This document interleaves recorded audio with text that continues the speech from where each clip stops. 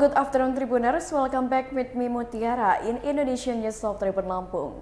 We will present you an updating and interesting information from every place in Indonesia. And here the complete news. The first news is, Ki Joko Bodo died, his son couldn't hold back his tears. Revo, son of Ki Joko Bodo, went straight to the grave to bury his late father.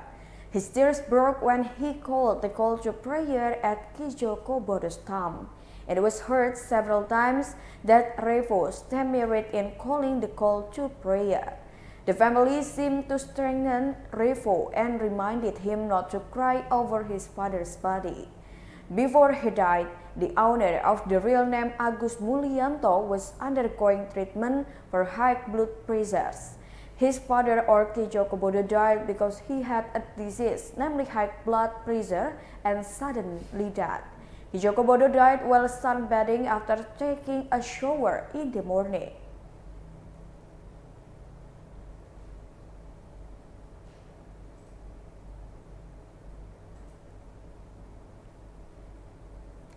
The next news is, a 4-year-old girl died as a result of the earthquakes in Cianjur. In the midst of handling the impact of Cianjur earthquake, West Java Governor Ridwan Kamil continues to provide moral support to earthquake victims. Together with the region of Cianjur, Herman Suherman, he went to the cemetery for the earthquake victims at the Sirnalaya Public Cemetery, Cianjur District, on Tuesday, 22 of November 2022 mornings. Her arrival was a form of sympathy and grief for the earthquake victims, who is known to be a 4-year-old girl. He said that he was present at the funeral solely to share his sorrow because the earthquake had caused quite a number of victims. Tears of emotion broke out when Alinda Della Puspita's body was put in her final resting place. Ridwan Kamil led the prayer and expressed his deep sorrow for the disaster. He said an earthquake measuring magnitude 5.6 struck the Cianjur area on Monday, 21 November 2022, causing many fatalities and injuries, especially children. The victim, Alinda Della Puspita, according to her family, died while playing together in front of the terrace of her house in Sawagede Village, Cianjur. Ridwan Kamil also ensured that the state was present in handling this earthquake disaster. Various efforts to handle the government continues to do since yesterday. He said 100 victims who were initially treated outdoors in Cianjur were transferred to hospital in the city of Sukabumi, Cimahi, and Bandung, so that there is not much clutter in the parking lot anymore.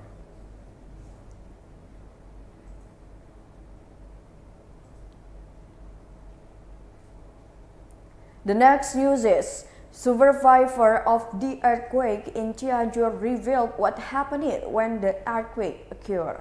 Residents of Cianjur were shocked by the shock of an earthquake on Monday, the 21st of November 2022 yesterday.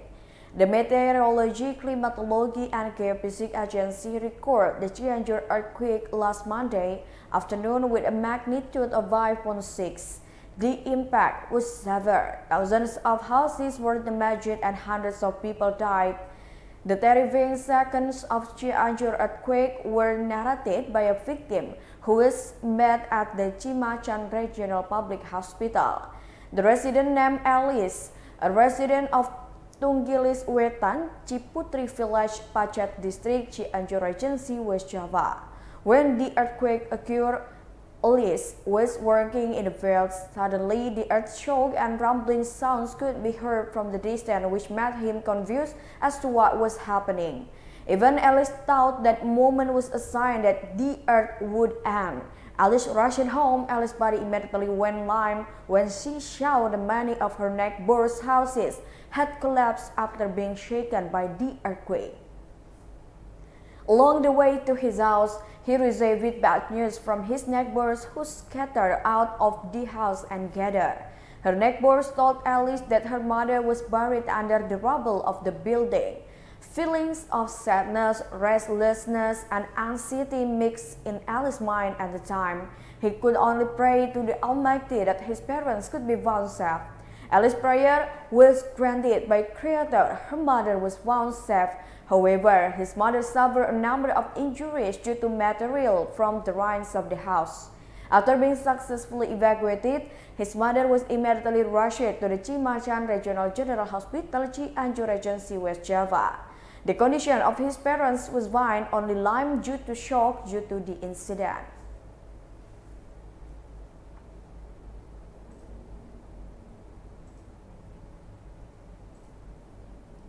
The next news is residents who were victims of the Jakarta International Tent Stadium project being evicted.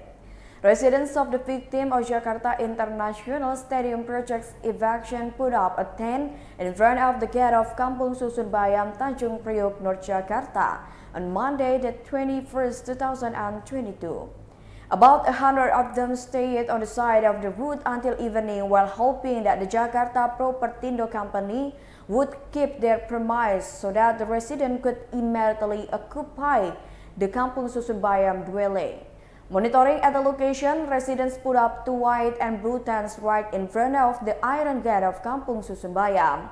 Apart from the roof tents, residents can only survive on tarpaulins. Inevitably, rotas fly towards the tents as residents sat waiting for clarification.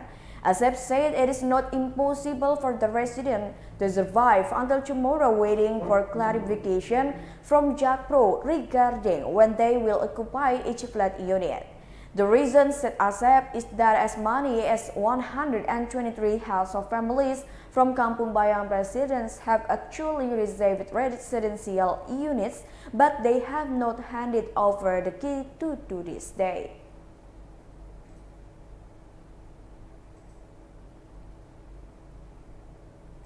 The next news is a deaf man lost in Mesuji Lampung.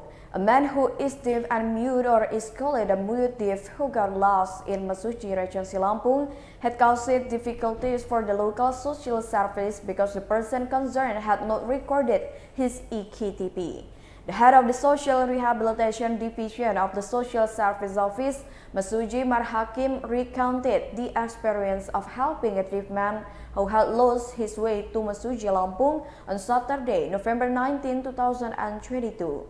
The speech deaf man has no identity. It was checked through the result of DEKTP recording at Mesuji, but nothing was recorded. The check is through fingerprints and iris. But Hakim added that, based on testimony of the head Mesuji, it is possible that this speech impaired man had not recorded his EKTP, so that the identity does not appear to the database. Finally, the idea was born to contact residents who can communicate using sign language. But Hakim also firmly believes that the man wants to go to the Simpang Propau area, Bumi City, North Lampung. Feeling that he had found a bright spot, finally the Mesuji District Social Service immediately looked for a vehicle, repatriated the man on Monday, the 21st, 2022. Meanwhile, head of the Margo Makmur Village, Simpang Pematang District Mesuji Regency, Muhammad Sahuri, said that this man who was deaf to speech was found because the community brought him to his residence. However, Sahuri feels that this man without an identity is not his citizen. Apart from that, Sahuri complained about the situation because the man could not speak and could neither write nor read. Then he coordinated with the Mesuji District Social Service to find a solution.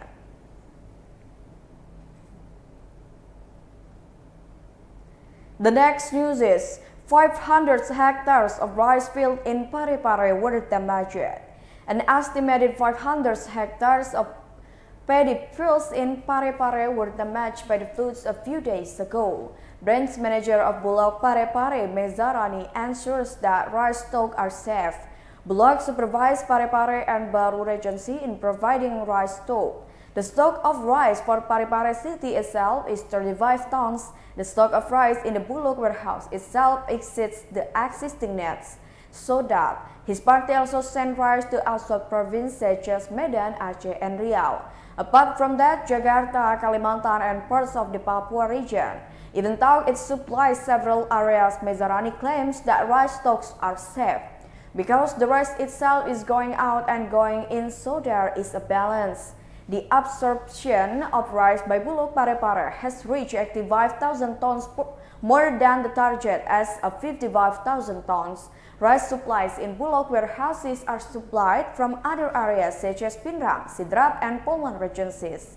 From the farmers level, Bulog takes rice worth 9,500 rupiah for 1 kilogram.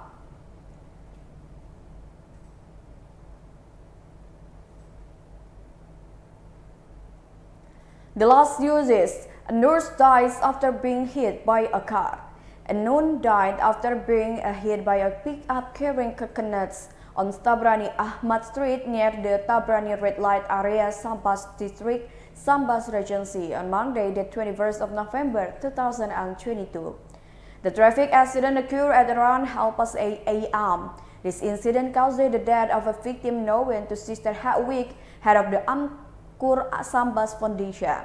The victim allegedly fell over the pickup truck and suffered a blow to the head. Witness to the traffic accident, Sister Octaviana, said the traffic accident occurred at around 8:30 a.m. He claimed that he was told by his colleagues that a car had entered the ditch, but he did not expect that the victim was his partner. He said the car was loaded with coconuts, which then hit the victim. He said the victim was rushed to the Elizabeth Sambas Hospital, but the victim's life could not be helped.